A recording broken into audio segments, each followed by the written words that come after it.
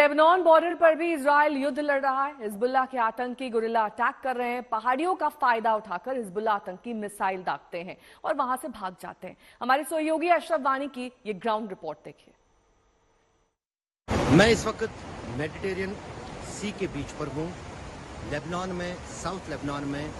ये जो जगह है जहाँ पर मैं खड़ा हूँ, इसको अरबी लोग सूर के नाम से, सूर सिटी के नाम से जानते हैं, जबकि जो यहाँ पर क्रिश्चियन कम्युनिटी है वो इससे टायर के नाम से इस शहर को पुकारते हैं। यहाँ पर बातचीत करने का मकसद ये है कि मेरे पीछे जो ये पहाड़ियाँ आप देख रहे हैं, ये फ़लस्तीन का इलाका है और वहीं से जो है लेबनान की शुरुआत होती है, क्योंकि लेबनान और फ़लस्तीन या हम कहें इसराइल के बीच में बहुत बड़ी सीमा है जो हमेशा तनाव भरी रही है पिछले 5 दशकों के दौरान। जहाँ एक तरफ लेबनान में हिजबुल्लाह इसराइल के खिलाफ युद्ध लड़ रहा है, वहीं पर जो फ़लस्तीन में लड़ाकू हैं उनकी पनाहगाह भी यही मुल्क यानी लेबनान है।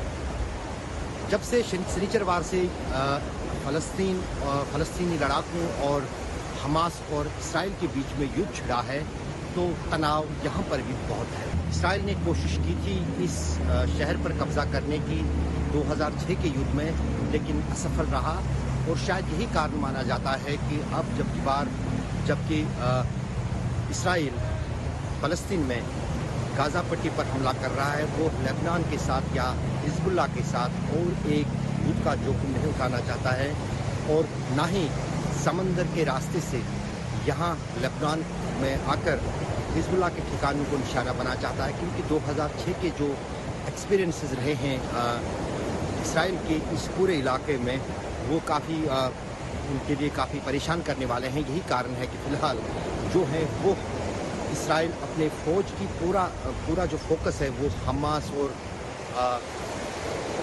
गाज़ा पर ही रखे हुआ है और लेबनान में जहाँ पर हिजबुल्लाह बैठा है, जहाँ पर हिजबुल्लाह की कमांड है, वहाँ उनसे युद्ध लड़ने की फ़िलहाल नहीं सोच रहा है। इसराइल इस साउदर्न लेबनान बॉर्डर पर अपने फ़ौज का भी जमावड़ा कर रहा है, अपने जहाज़ों का भी जमावड़ा कर रहा है, क्योंकि अगर ऐसी कोई परिस्थिति यहाँ साउदर्न लेबनान में इजरायली बॉर्डर पर खड़ी होती है तो वो उसका किस तरह से जवाब दें।